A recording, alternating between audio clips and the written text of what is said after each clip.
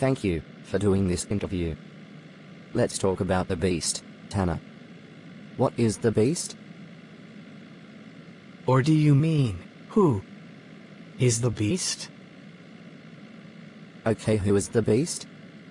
I think our viewers would like to know. The beast is a lot of different things, different people. Maybe you can't sleep nights, you sit up watching television. Or you're cruising the world wide web. And you got this feeling. A feeling like, you can't keep going, but you can't stop either. Like time is running out, but everything is waiting to start. So the beast is a feeling?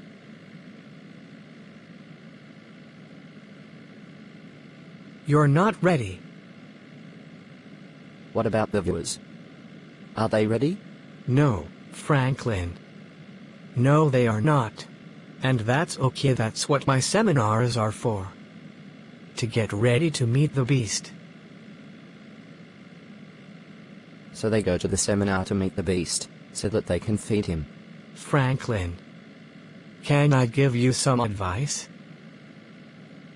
Why not? You may not be my brother. But you are somebody's brother. And they are somebody else's brother, and some of them are sisters. And I may be an only child. But that doesn't mean we aren't one. Feed the beast. Okay. That was the wisdom of Tanner McJohnson Masters. Episode 13. My brother's brother's sister is not my brother, but we're still one. Wow. Why do you keep waking me up to watch this guy? You do realize that if I never get a full night of sleep, I could actually die. That man has a system. Do you have a system, Chad? I could have a stroke. Heart attack. If you want to get somewhere in this life, you have got to have a system. I could step out in front of a bus in a haze of exhaustion and be run down. Flattened like a pancake. Do you think Tanner McJohnson Masters has problems paying his rent? Are you for real? Later that day, at Chad's first underpaid job. Hey, T-Rex. What can I get for you? What's happening here? Just here to take your order. So you're teaching me government, and you're also a meal peasant. Would you believe me if I told you this is the job I actually like? And I'm just doing the teaching thing, because a man at the public library threatened the lives of everyone I know. And I'm trying to find out what happened to this woman who visits me inside my mind. Huh? Is that some kind of communist joke? Does it sound like a joke? Not really. So what do you think that means? Whatever. So what would you like to eat? Toast. No butter. No jam. Just the bread straight out of the bag, please. Lightly toasted or more crispy? What part is straight out of the bag don't you get? Okay, that's one toast. Not toasted with nothing on it. Also known as a slice of white bread from the bag. Anything to drink? Across town. Don't you just love the port? Are we doing this again? We're friends, aren't we? If by friends you mean, I'm an interesting and accomplished individual, and you are lonely and probably profoundly unwell person, who can't stop following me, because you hope being near me could make you interesting. Then, no. We're still not friends. She said yes. I have things to do. So, go away, now. That's a bye-bye, creeptard. So long, creepinator. Sweet floating man in the clouds. I don't have time for this. He's just a kid. You're the grown-up here. Get over there and see if he's okay. Are you okay? I'm fine. I have to be honest, T-Rex. You don't look fine. I'm not. I don't. You know the college has resources. My dad told me about this. About what you're doing. What am I doing? Trying to recruit me for your agenda.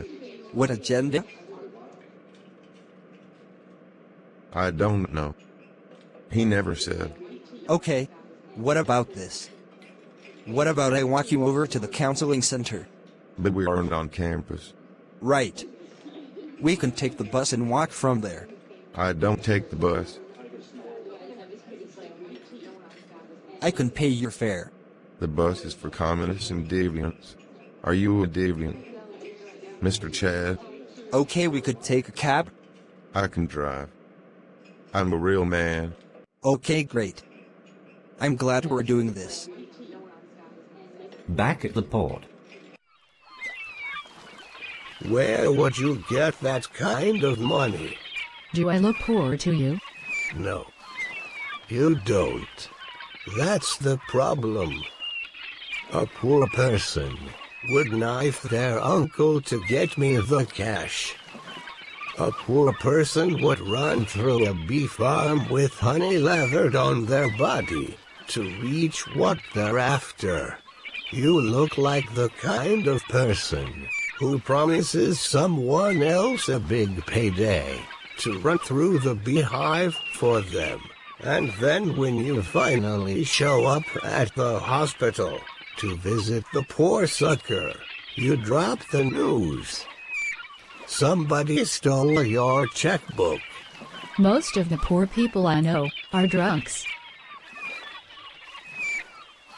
About half of them never get out from in front of the TV unless they need to order pizza or use the toilet. And the other half? Not even pizza or exploding bowels can convince them to get off the couch. And in your little story that you tell yourself about people like me, you are way off. I wouldn't hire anyone to deal with the bees. I'd set the beehives on fire. And then, when every last one of them was burned out of existence and all that's left in this field is me and the wind, I would calmly walk to the place I'm trying to get, like a civilized human being. Does your face itch, or is it breaking through that you should never, ever, stereotype me? You have a point. Stereotyping is bad. Oh no. Anders. It's incredibly useful. Did you not hear me about poor people? You just can't apply the method to me. I don't do credit. So, show me the cash. Or you can get on a bus to Boston. When I come back with the cash, then I would like 3 things. First, your promise not to do business with anyone else on the East Coast. All pickled herring and fine cheeses from Munster to Hanover go through me. And only me. Second, you help me take care of that traitor, Mary. Third, you wipe that smile off your cheese-eating face. That's a deal. But if you are wasting my time, I'm going to chop you up and feed you to the herring. I'm looking forward to our business together, Anders. Outside the restaurant. This is quite a car. Yeah. My dad bought it for me. What's your dad do? He copies personal videos off people's phones, and then they pay him not to post the video online. Oh, Oh no. It is who? my nemesis. You have a nemesis? Obviously. Go for T-Rex. Go for Bill. Go for Hinton. Is your car out of the shop already? You obviously don't know that I'm not driving my car. Obviously. What you obviously don't know is that I'm faster than you. And I'm gonna drive you into the ditch again. No. Slow down. You only think you're faster. Obviously. Obviously. I know that I'm fast. So does your sister. Hinton. Dude. Bro. Dude. Hinton, bro. This is my race. I do the trash talk. You're just supposed to say, obviously. Obviously. Not now. You're ruining it. And why would? His sister know he is fast. He ain't even got a sister. Back at the port. Excuse me, doll. I can't help but notice you are a friend of Cynthia Have you been watching me? and following you everywhere. I also went through your garbage and got into your hard drive. So you can tell, Cynthia and I really are friends. Aren't you sweet? Yes, of course I can tell, doll. Here's the thing about Cynthia. That girl has so much going on. If we can just strip away some of the layers. You know, simplify some things. She's gonna have the time, years in fact, to really focus on you and the friendship you're building together. Thank you so much. Doll, the pleasure is all mine. To be continued. That concludes this week's episode. You're welcome. Until next Sunday, remember, watch, like, subscribe, evangelize.